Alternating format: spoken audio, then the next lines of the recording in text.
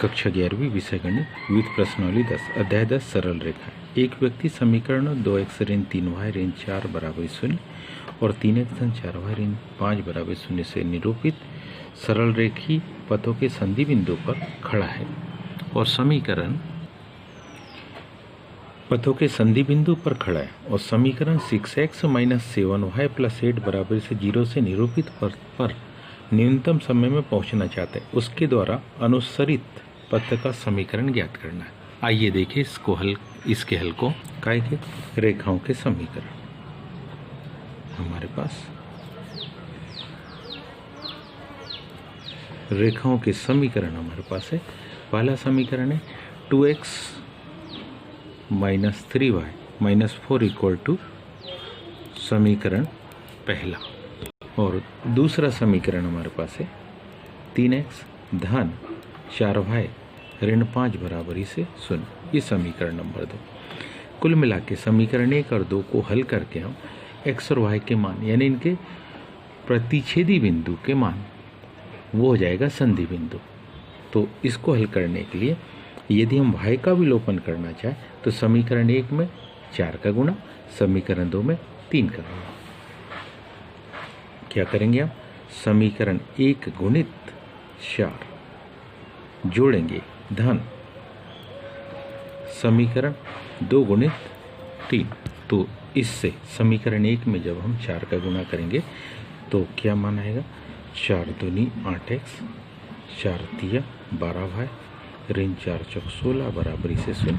समीकरण 2 में जब हम 3 का गुणा करेंगे तो मान क्या आएगा? मान आएगा 2 तिया 6x 3 तिया 9x 3 चौके 12y और 3 पाँचे 15 बराबरी से क्या? 0। इन दोनों के हल से ऋण 12y से धन 12y तो घट गया। इन दोनों के हल से क्या बना? मान बनेगा 17x ऋण 16 और 15 दोनों जुड़ गए ऋण 31 बराबरी से 0। इसलिए जब इसका पक्षांतर होगा तो मान होगा 17x बराबरी से 31। इसलिए x बराबरी से कितना? 31/17। ये हमारे पास x का क्या आ गया? मान आ गया। अब यदि इसी मान को हम समीकरण 2 में प्रतिस्थापित कर दें, समीकरण 2 में x का क्या रख देंगे? मान। यदि समीकरण 2 में हम x का क्या रखते हैं? मान रखते हैं, तो मान आएगा क्या? 3 गुणित मान होगा 3 गुणित 31/17 धन 4y ऋण 5 बराबरी से कितना? 0। अब इसको जब हम हल करेंगे तो 3 एकम 3 3 तिया 9। तो मान हमारे पास कुछ इस प्रकार से ये आएगा क्या? 93/17 धन 4y ऋण 5 बराबरी से 0। अगली स्टेप 4y बराबरी से 5 ऋण 93/17। तो 17 पाँचे 85, 85 में से 93 घट जाएगा तो क्या आएगा? 4y बराबरी से ऋण 8/17। अब यदि ध्यान दे तो 4 से 8 2 बार में कट जाएगा, तो इससे किसकी? y की वैल्यू आ जाएगी। तो y बराबरी से कितना? ऋण 2/17। इसलिए क्या? दोनों सरल रेखी पथों का, दोनों सरल रेखी पथों का प्रतिच्छेद बिंदु कौन सा बिंदु? दोनों सरल रेखी पथों का प्रतिच्छेद बिंदु क्या मिला? ये संधि बिंदु भी कह सकते इसको। 31/17 कामा ऋण 2/17। इस संधि बिंदु से ये जो संधि बिंदु आया है, इस कौन से बिंदु से? संधि बिंदु से या प्रतिच्छेद बिंदु से भी कह सकते। दिए गए समीकरण कौन सा? दिया समीकरण है 6x ऋण 7y धन 8 बराबरी से 0 द्वारा क्या न्यूनतम समय तब लगेगा, इसके द्वारा कौन सा न्यूनतम समय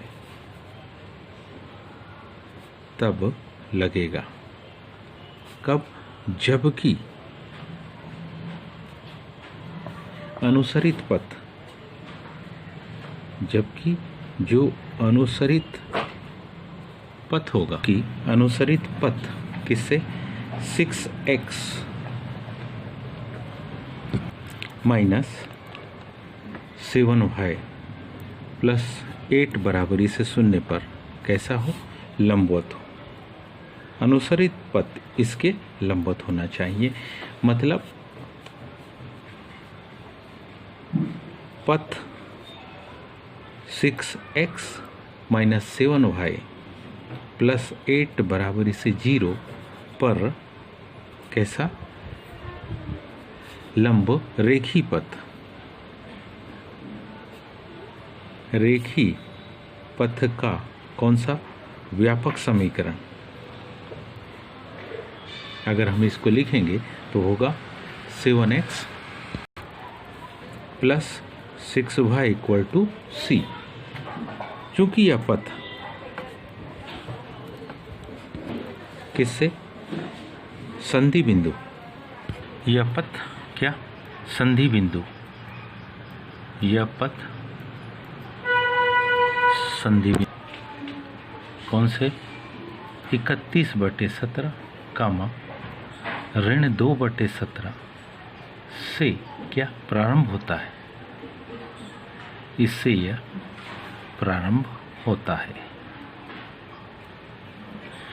इसलिए x और y की जगह पर 31/17 और ऋण 2/17 रखने पर 7 गुणित 31/17 धन 6 गुणित ऋण 2/17 बराबरी से c। जब इसको हम हल करेंगे तो c की जो वैल्यू आती है वो आती है 205/17। इसलिए किसका, अनुसरित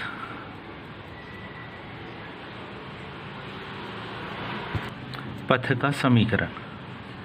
जब अनुसरित पथ का हम क्या निकालेंगे, समीकरण निकालेंगे तो होगा 7x plus 6y equal to 205/17।